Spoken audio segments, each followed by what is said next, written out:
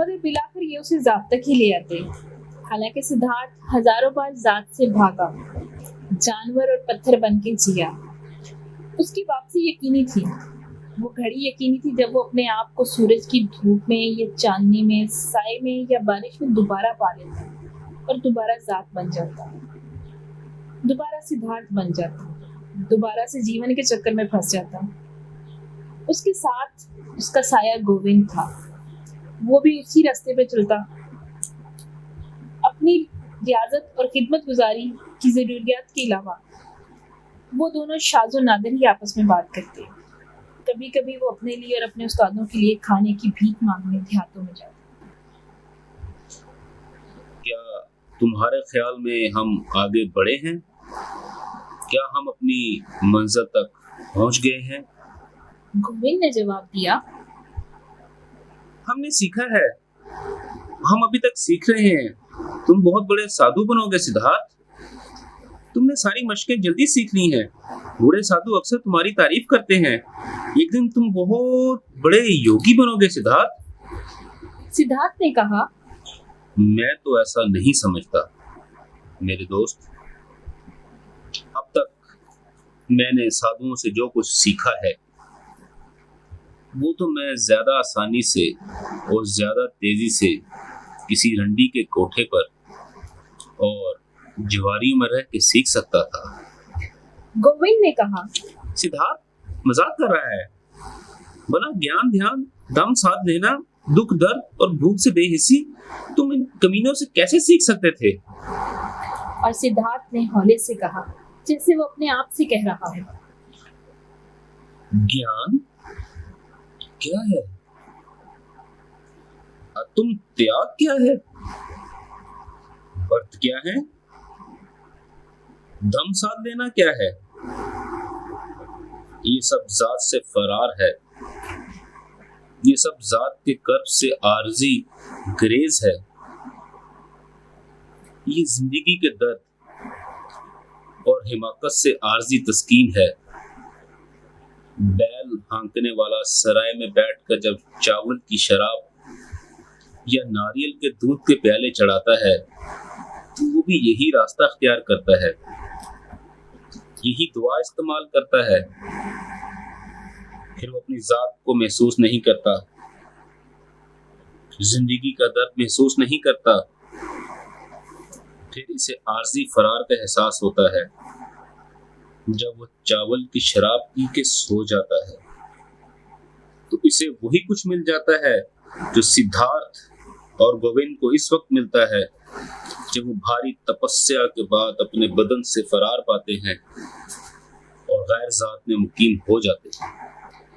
गोविंद ने कहा, तुम यूं कहते हो मेरे दोस्त, मगर तुम्हें पता है कि ना तो सिद्धार्थ बैल हाँकने वाला है और ना ही साधु शराबी हैं। बिलाशुबा शराबी को फरार हासिल हो जाता है, इसे जरा देर की फरागत और आराम मिल जाता है, मगर जब वो इस शराब से होशियार होता है तो उसे हर चीज दोबारा पहले जैसी मिलती है। इसे दानाई हासिल नहीं होती, इल्म हासिल नहीं होता और आगे तो नहीं गया होता ना। सिद्धार्थ ने जवाब दिया और उसके चेहरे पर मुस्कुराहट फैल गई। मुझे नहीं मालूम, मैं कभी शराबी नहीं रहा, मगर मैं यानी सिद्धार्थ अपने तमाम ज्ञान, ध्यान और तपस्या में महज थोड़ी सी तस्कीन ही हासिल कर सकता हूँ। दानाई और मुक्ति से मैं इतना दूर हूँ जैसे माँ की कोख में बच्चा। हाँ गोविंद, मुझे इतना जरूर मालूम है। एक और मौके पर जब सिद्धार्थ गोविंद के साथ अपने साथियों और उस्तादों के लिए भीख मांगने जंगल में से चला, सिद्धार्थ यूं कहने लगा, गोविंद, क्या तुम सही रास्ते पे जा रहे हो? हम। गोविंद, क्या हम सही रास्ते पे जा रहे हैं? क्या हमारे इल्म में इजाफा हो रहा है? क्या हम मुक्ति की जानब बढ़ रहे हैं या फिर हम दायरों में घूम रहे हैं? हम जिन्हें चक्रों से फरार सुकून गया था। गोविंद ने कहा। हमने बहुत कुछ सीखा है सिद्धार्थ, फिर भी हम में कुछ सीखना बाकी है। हम दायरों में नहीं घूम रहे हैं, हम ऊपर जा रहे हैं। हमारा रास्ता चक्करवार है, हम कई सीढ़ियां ऊपर जा चुके हैं। सिद्धार्थ ने जवाब दिया। तुम्हारे ख्याल में हमारा काबिल कद्र गुरु, वो सबसे बूढ़ा साधु, कितना बूढ़ा है? गोविंद ने कहा। मेरे ख्याल में वो 60 के पेटे में होगा। और सिद्धार्थ ने कहा। वो 60 बरस का है और फिर भी इसे निर्वाण हासिल नहीं हुआ। वो 70 बरस का होगा, फिर 80 साल का हो जाएगा, और मैं और तुम, हम भी इस जितने बूढ़े हो जाएंगे। हम तपस्या करेंगे, व्रत रखेंगे, ज्ञान ध्यान करेंगे, मगर हमें निर्वाण न मिलेगा, ना इसे ना हमें। गोविंद, मुझे विश्वास है कि इन साधुओं में से कोई भी निर्वाण हासिल न कर सकेगा। हम बहाने ढूंढ लेते हैं, हम अपने आप को धोखा देने के लिए तरकीबें निकाल लेते हैं, मगर जो असल चीज है, जो रास्ता है, वो ही तो नहीं मिलता। इतने खौफनाक अल्फाज तो मुंह से ना निकालो।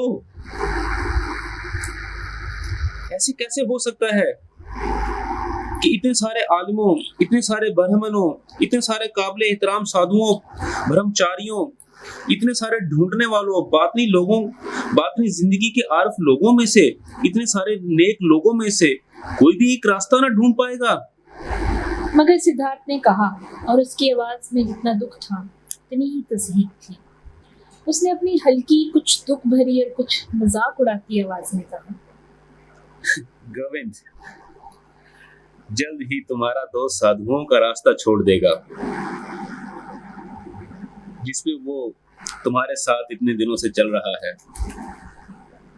मैं प्यास का मारा हूं गोविंद, और साधना के इतने लंबे रास्ते पे चलते हुए मेरी प्यास कम न हुई। मुझे हमेशा इल्म की प्यास रही है। मेरा मन हमेशा सवालों से भरा रहा है। साल ब साल मैंने ब्राह्मणों से सवाल किए हैं, साल ब साल मैंने मुकद्दस वेदों से सवाल किए हैं। लेकिन गोविंद, अगर मैंने गेंडे या लंगूर से सवाल किए होते तो शायद इतना ही अच्छा होता, इतनी ही अक्लमंदी होती। मैंने फकत इतनी सी बात सीखने में इतना अरसा लगा दिया जो अभी तक पूरा भी नहीं हुआ। गोविंद, कि आदमी कुछ भी नहीं सीख सकता। मैं समझता हूँ कि हर शय के जौहर में ऐसी चीज है जिसे हम इल्म नहीं कह सकते। मेरे दोस्त, इल्म सिर्फ एक है जो हर जगह है, जो आत्मा है, जो मुझ में और तुम में और हर शय में है। और मुझे यकीन हो चला है कि इस इल्म का सबसे बड़ा दुश्मन नाम निहाद आलम है। ये सुनकर गोविंद रास्ता चलते चलते रुक गया और हाथ उठाकर बोला। सिद्धार्थ, अपने दोस्त को ऐसी बातों से परेशान ना करो। सच कहता हूँ कि तुम्हारी बातों से मुझे दुख होता है। जरा सोचो तो फिर हमारी दुआओं का क्या मतलब होगा? ब्राह्मणों की तौकीर और साधुओं की पाकीज़गी के क्या मानी होंगे? अगर बकौल तुम्हारे कोई इल्म नहीं है सिद्धार्थ, फिर क्या होगा? सब चीजों का क्या हश्र होगा? इस दुनिया में पाक कौन होगा? गरा बहा कौन होगा? मुकद्दस क्या होगा? गोविंद ने किसी अपने शिव का श्लोक ज़ेरे लब पढ़ा। जिसकी मतलाशी आत्मा परमात्मा से मिल जाती है, इसे नाकाबिले बयां खुशी मिलती है। सिद्धार्थ खामोश रहा। वो देर तक गोविंद के अल्फाज पर गौर करता रहा। हाँ, सर झुकाए वो सोच रहा था, हम जिसको पाक समझते हैं उसमें से क्या बाकी रह जाता है, क्या महफूज रह जाता है। और उसने सर हिलाया। एक दफा जब दोनों नौजवानों को साधुओं के साथ रहते हुए इनके साथ रियादत करते हुए 3 बरस हो चुके थे, उन्होंने कई जराए से एक इत्तला या अफवाह सुनी। कोई शख्स जाहिर हुआ था जिसका नाम गौतम था, जो आली मर्तबत था, जो बुद्ध था। उसने अपनी जात में दुनिया के तमाम दुखों पर फतह पा ली थी और उसने जन्मों के फेरे को अपने वास्ते रोक लिया। वो सारे मुल्क में प्रचार करता फिरता। उसके गिर्द पैरोकारों का झंगटा था। उसकी कोई मलकियत न थी, वो बेघर था। उसकी कोई बीवी न थी, वो साधुओं वाला गिरवा जोड़ा पहने रहता। उसकी जबीन रोशन थी, वो बुजुर्ग था।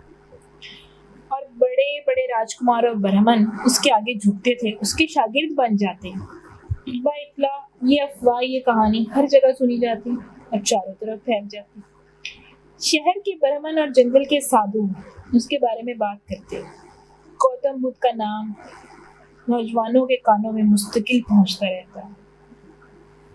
कभी उसका जिक्र इज्जत के साथ होता तो कभी बुराई से, कभी उसकी तारीफ की जाती और कभी तहकीर। जिस तरह जब किसी मुल्क में ताउन फैलता है और अफवाह बुलंद हो जाती है कि एक आदमी ऐसा है, दाना आदमी, आलम आदमी, जिसके शब्द और जिसका सांस बीमारों को ठीक कर सकता है, और जैसे जैसे ये इत्तला सारे मुल्क में फैलती है और सब में इसका चर्चा होता है, तो कोई इस पर यकीन करता है और कोई शक करता है। बहुत से लोग फौरन कमर बस्ता हो जाते हैं और इस दाना आदमी, इस मौसल और मुरब्बी को ढूंढने निकल खड़े होते हैं। इसी तरह गौतम बुद्ध के बारे में, जो शाकिया की नस्ल से था, ये अफवाह, ये खुशखबरी मुल्क भर में फैलने लगी। उसके मानने वालों ने कहा, वो दाना है, उसे अपने पिछले जन्म याद है, उसे निर्वाण मिल चुका है और वो कभी जीवन के चक्कर में लौट के नहीं आया। वो आलमे हय्यत के दुख में वापस नहीं आया। उसके बारे में बहुत सारी हैरत अंगेज और नाकाबिले यकीन बातें बयान की जाती कि उसने मुआजिज़े दिखाए, उसने शैतान को काबू किया, उसने देवताओं से कलाम किया, मगर उसके दुश्मन और उस पर शक करने वाले कहते हैं कि ये गौतम धोखेबाज था। उसने अपना वक्त ऐशो इशरत में गुजारा था, वो भेंट और चढ़ावे का मजाक उड़ाता था, वो बेइल्म था और उसे जिस्मानी रियादत का कुछ पता न था। बुद्ध के बारे में अफवाहें बहुत पुरकशिश मालूम होती थी। इन अफवाहों में सहर था, दुनिया में दुख की बुगदात थी, जिंदगी मुश्किल थी, जबकि इन अफवाहों में नई उम्मीद थी और इनमें नया पैगाम था जो तसल्ली बख्श था, जिसमें हिल्म और नरमी थी, जिसमें खुशाइंद वादे थे। हर जगह बुद्ध के बारे में अफवाहें गर्म थी। गांव में या शहर में कोई भी यात्री, कोई भी अजनबी जो शाकिया मनी की उस तथागत की खबर लाता तो ब्राह्मण जादों में उसका स्वागत होता। ये अफवाहें जंगल में साधुओं के दरमियान गोविंद और सिद्धार्थ तक थोड़ी थोड़ी करके पहुंची और हर खबर के साथ उम्मीद भी बंधी होती और निराश भी। वो उसके बारे में बहुत कम बात करते कि बुजुर्ग तरीन साधु उस खबर से राजी नहीं था। उसने सुना था कि ये नाम निहाद बुद्ध पहले साधु था और जंगलों में रहता था, फिर ऐशो इशरत और दुनिया की लज्जतों को लौट गया, इसलिए कि वो गौतम की दलालत नहीं करता था। सिद्धार्थ, गोविंद ने एक दिन अपने दोस्त से कहा, आज मैं गांव में था तो एक ब्राह्मण ने मुझे अपने घर बुलाया और ब्राह्मण के घर इसका बेटा था जो मगध से पलट के आया था। उसने अपनी आंखों से बुद्ध को देखा था, वो इसको प्रचार करते सुना था। सचमुच मेरा दिल ख्वाहिश से भर गया। मैंने सोचा कि काश सिद्धार्थ और मैं वो दिन देखें जब हम इस महात्मा के होंठों से खुद इसकी शिक्षा सुने। मेरे दोस्त, क्यों ना हम वहां जाएं और बुद्ध के होंठों से शिक्षा सुने? सिद्धार्थ ने कहा, मैं तो हमेशा से ये समझता था कि गोविंद साधुओं के साथ रहेगा।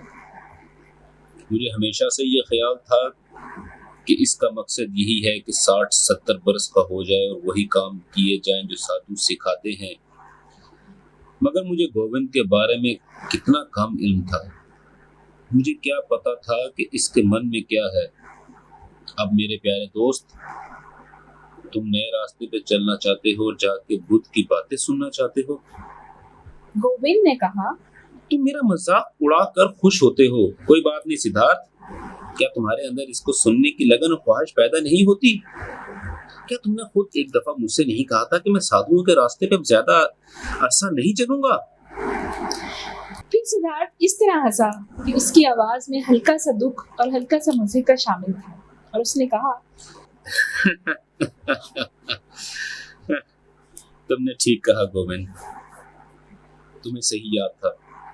मगर तुम्हें ये भी तो याद होगा कि मैंने तुम्हें कुछ और भी बताया था, ये कि मैं सारी तालीमात पे शुबह करने लगा हूँ और मुझे इन अल्फाज पे कम ही यकीन है जो उस्तादों की ज़बान से अदा होते हैं। मगर ठीक है मेरे दोस्त, मैं इस नई तालीम को सुनने के लिए तैयार हूँ, हालांकि मुझे यकीन है कि हम इसका फल चख चुके हैं। गोविंद ने जवाब दिया, मुझे खुशी है कि तुम मान गए हो, मगर ये बताओ कि गौतम की बातें भला किस तरह अपना फल हमारे सामने पेश करती हैं, जबकि हमने इसका नाम ही सुना है। सिद्धार्थ ने जवाब दिया, चलो हम इस फल से लुत्फानंदोज हुए और आइंदा के फलों का इंतजार करें गोविंद। ये फल जिसके लिए हम पहले ही गौतम के एहसानमंद हैं, दरअसल ये हकीकत है कि वह हमें साधुओं से दूर खींच कर ले जा रहा है। इसके अलावा दूसरे और उससे बेहतर फल हैं या नहीं, जिसका हम सब्र के साथ इंतजार किए लेते हैं और देख लेते हैं। उसी दिन सिद्धार्थ ने सबसे बड़े साधु को अपने फैसले से आगाह कर दिया कि वो इन्हें छोड़कर जा रहे हैं। उसने बूढ़े से तमीज और आदमी के साथ बात की जो नौजवानों और शागिर्दों के लिए मुनासिब लहजा है, मगर बूढ़ा ये सुनकर बिफर गया कि ये दोनों नौजवान उन्हें छोड़कर जाना चाहते हैं। उसने बुलंद आवाज में दोनों को बहुत डांटा। गोविंद तो घबरा गया, मगर सिद्धार्थ अपने होंठ गोविंद के कान तक ले गया और कहा, मैं इस बुढ़े को दिखा दूंगा कि मैंने इससे क्या सीखा है। मुनहमिक दिमाग के साथ वो साधु के पास आन खड़ा हुआ। उसने बूढ़े की आंखों में झांका और उसे अपनी नजर से काबू में कर लिया। उसे तरमीम के अंदाज में लिया, उसे गुम कर दिया, उसके इरादे को तस्खीर कर लिया, उसे खामोश कर दिया कि उसकी मर्जी के मुताबिक काम करे। बूढ़ा चुप हो गया, उसकी आंखें और उसका इरादा मुसख्खर हो गया, उसके हाथ झूलते रहे और वो सिद्धार्थ की नजर के सामने बेबस हो गया। सिद्धार्थ के ख्यालात ने बूढ़े साधु के ख्यालात को तस्खीर कर लिया और उसे वही करना पड़ा जो सिद्धार्थ ने हुक्म दिया। चुनांचे बूढ़ा कई बार झुका, हमें आशीर्वाद दी और हकलाकर उनके सफर के लिए नेक ख्वाहिशात का इजहार किया। दोनों नौजवानों ने ख्वाहिशात के लिए उसका शुक्रिया अदा किया। जवाबन झुके हुए और रुखसत हो लिए। रास्ते में गोविंद ने कहा, सिद्धार्थ, मुझे खबर ना थी कि तुम साधुओं से इतना कुछ सीख लिया है। इतने पुराने साधु को काबू में लाना बहुत मुश्किल है, बेहद मुश्किल है। अगर तुम वहां रुके रहते तो जल्दी पानी पे चलना सीख लेते। सिद्धार्थ ने कहा, मुझे पानी पे चलने की कोई ख्वाहिश नहीं है।